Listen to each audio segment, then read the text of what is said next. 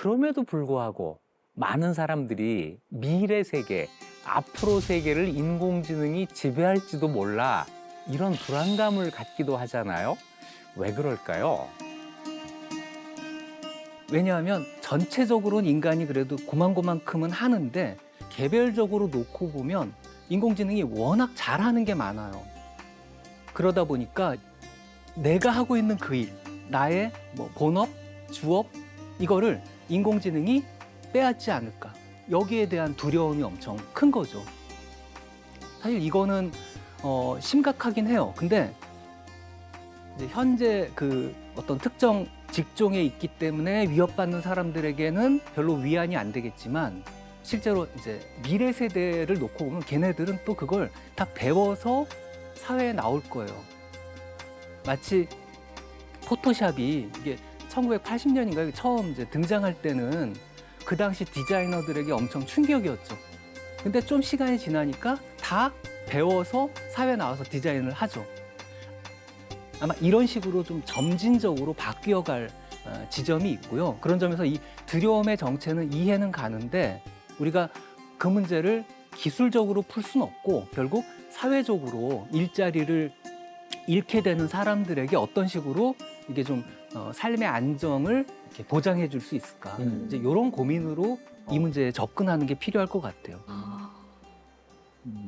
페드로 도밍고스라는 이제 인공지능 그 전문가가 있는데요. 이분이 한 얘기가 되게 저는 의미 있다고 봐요. 우리가 인공지능하고 겨루려고 하지 마라.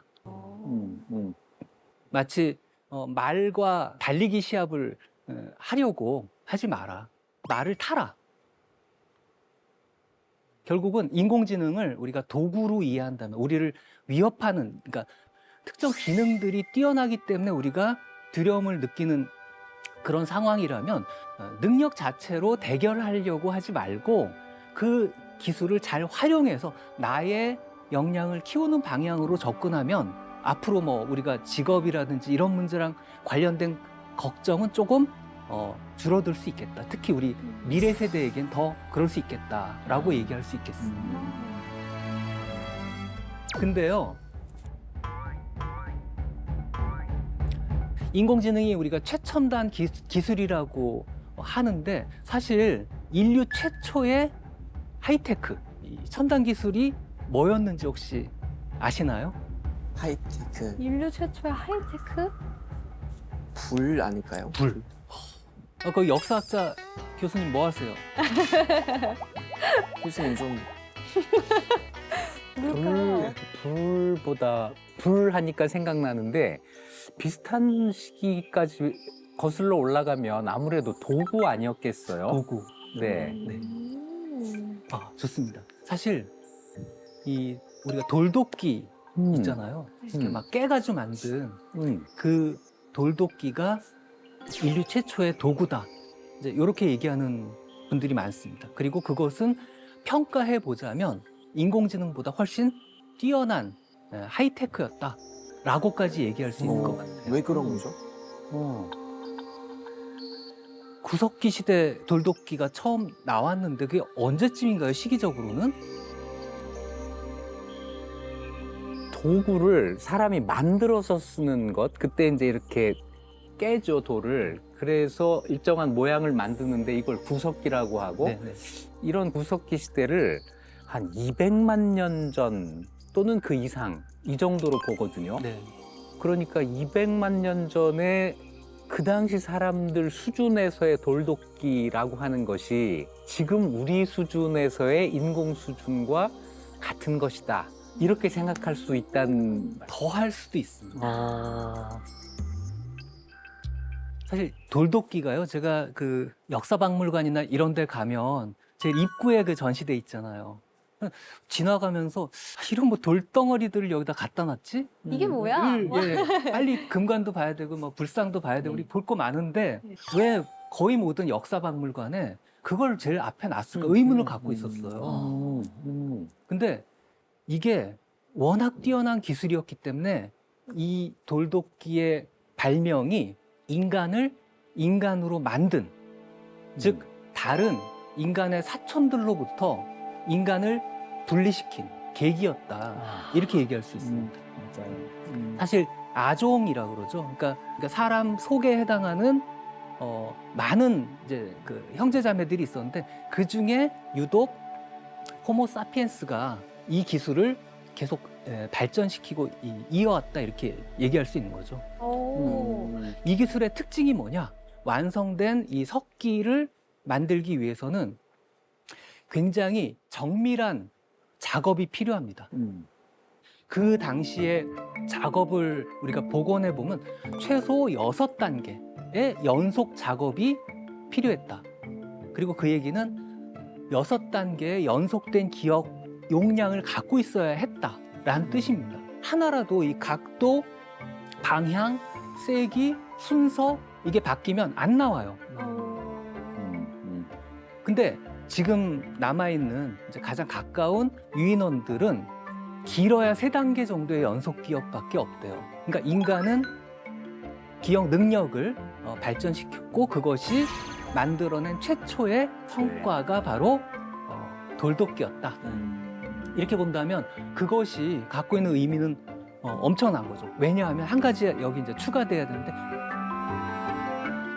그 어려운 걸 만든 사람이 죽었다고 쳐봐요. 그럼 그 기술은 지상에서 사라집니다. 따라서 인간은 뭘 했냐면 자기 동료들에게 그 기술을, 지식을 전수했어요. 그러니까 공동의 지식으로 만들었습니다. 그러니까 지식과 기술을 계속 축적할 수가 있었어요. 그리고 그걸 미래 세대에게 또 교육했습니다. 이게 쌓여서 그 결과로 인공지능도 만들게 된 거예요. 그러니까 이 역사를 돌아보면 인간이 무엇인지가 조금 더 보입니다. 인간은 한두 명의 천재가 만든 게 아니라 그 천재의 발견과 발명을 인류 모두의 것으로 함께 공유했던 그 역사, 서로 배우고 가르치고 했던 그 역사였고, 그리고 그것의 끝물에서 몇 년 전부터 인공지능을 만들 수 있게 된 거다. 그런 점에서 이 돌도끼의 어떤 발명이라는 것은 인공지능의 발명을 가능케 한 출발점이자 우와. 인간임을 주장한 최초의 사건? 오. 그렇게까지 얘기할 수 있습니다. 그래서 앞으로 역사박물관 들어가실 때요, 꼭 이렇게 인사 좀 하고 가셔야 될 거예요. 우리 조상님이 와. 저기서 시작해서 내가 왔구나, 나에게까지 왔고 우리가 만들어졌구나, 그렇게 보면 좋을 것 같아요. 아니 그 돌도끼에 그런 의미가 있었던 거예요? 그러니까요. 와, 상상도 못했어요. 그러니까 지식을 또 공유한다는 것 자체도 너무너무나 큰 이제 가치를 가지고 있고, 제가 옛날에 들었던 거는 아마 교수님 잘 아시겠지만 벽화도 그런 용도로 많이 쓰였다고 하더라고요. 그냥 예술 작품 아니라 지식을 전달하는 역할을 했다고 하더라고요. 왜냐면 그 당시에는 이제 문자가 따로 없었기 때문에 인간 바깥에 뭔가 기억을 공유하는 장치들이 필요했어요. 근데 이제 많은 장치들은 저기 썩어서 사라졌고, 벽화라든지 이런 좀 썩지 않는 것들이 지금까지 남아있는 거죠. 그런 점에서 이제 인간의 특징을 과거의 것에서부터 계속 우리가 축적해 왔다 말씀을 드렸는데, 축적할 수 있었던 이유는 기존의 것에 우리가 만족하지 않고 엉뚱한 것 바깥으로 계속 평균치를 벗어나는 그쪽으로 가서 뭔가를 해왔던 그런 특징하고 연결이 됩니다. 그 다니엘 씨는 잘 아실 거예요. 니체, 독일 철학자. 아, 저희 선배님이세요. 그러세요? 네, 같은 보건대학교 출신입니다. 아, 정말요? 네. 그 철학자 니체가 이야기한 그 표현 중에 위버맨시라고 있습니다. 혹시 설명 좀. 위반은 이제 맨치는 사람인데, 뭐 쉽게 말하면 뭐 초인? 아니면 이제 좀 이상적인 인간? 약간 이런 의미를 가지고 있지 않을까요? 네. 한편으로는 맞는데요. 다른 한편으로는 위버라는 게 이렇게 넘어간다는 얘기죠. 네. 위버겐. 네. 즉 인간은 넘어서는 존재라는, 넘어가고 무엇을 기존의 상태. 그러니까 아까 계속 새로운 걸 찾아왔다고 그랬잖아요. 그건 기존의 것에 만족하지 못했다는 뜻이에요. 그러니까 어제의 나보다 오늘의 내가 더 좀 나아지려고 하는 그런 지금의 우리보다 내일의 우리가 더 나아졌으면 하는 그런 시도. 이걸 이제 니체가 인간의 특징으로 이렇게 넘어서는 존재, 넘어가는 존재다. 그런 특징이 인간다움이다라고 얘기를 한 거예요. 그래서 요즘 왜 얘기 중에 포스트 휴먼 이런 얘기 많이 하는데요. 저는 이 표현이 별로 이제 마음에 안 들어요. 왜냐하면 포스트라는 건 이제 영어로 하자면 애프터 정도거든요. 다음이에요. 포스트 휴먼 그럼 휴먼 다음, 인간 그 다음을 얘기하는 거거든요. 근데 사실은 인간은 니체의 생각을 이렇게 빌려오면 계속 그 다음으로 넘어가는 존재였어요. 원래부터 그렇게 치면 포스트 휴먼이죠.